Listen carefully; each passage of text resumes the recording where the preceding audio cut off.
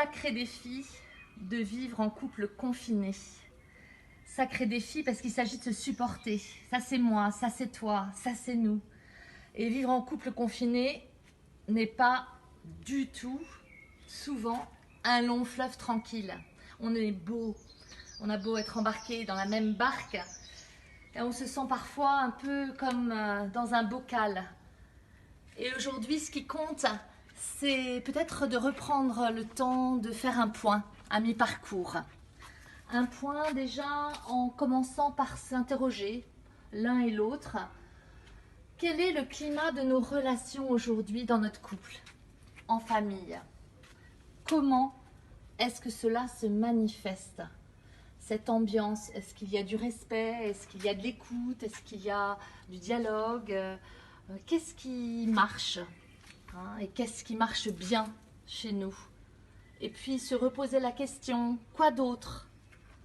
Quoi d'autre encore? Qu'est-ce qui m'aide? Qu'est-ce qui m'est le plus utile? Pouvoir effectivement évoquer ensemble comment on s'organise, comment aujourd'hui c'est facile ou pas de s'entraider, comment c'est facile de se donner du temps, un peu de temps perso parce que chacun en a besoin. Comment aussi chacun de nous parle à l'autre de ce qu'il vit dans son travail, dans ses occupations. Comment chacun s'intéresse à ce que vit l'autre. Et puis comment on s'encourage, comment on se soutient dans les moments difficiles, quand il y a eu des tensions avec les enfants, quand c'est difficile de s'organiser pour le boulot. Comment parle-t-on de ses émotions, de son ressenti? Aujourd'hui, c'est l'occasion aussi de faire le point de ce qui nous a touchés, de ce qui nous a fait du bien. Depuis ces 5 semaines où nous sommes confinés, il y a eu des petits détails. Un petit détail qui rend heureux, un petit détail qui est parfois difficile. Eh bien moi je vous invite à aller regarder tous les petits détails, les petites attentions que vous avez eues l'un pour l'autre, à chaque fois que vous vous êtes rendu service, à chaque fois que vous avez pu vous retrouver, vous effleurer, vous retrouver aussi dans l'intimité. Prendre le temps de regarder les détails, les circonstances pour exprimer votre gratitude. Allez rechercher quel était votre ressenti à ce moment-là, mais aussi surtout quel est votre ressenti aujourd'hui, quand vous y repensez, quand vous vous retrouvez face à cet événement ou à cette petite attention.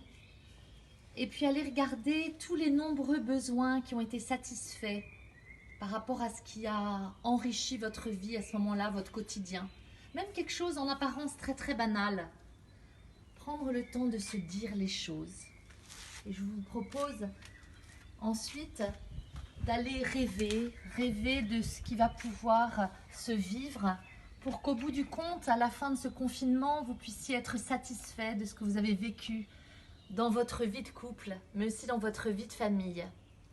Et donc, je vais vous proposer d'aller redéfinir une nouvelle charte pour votre couple, une nouvelle charte pour votre famille.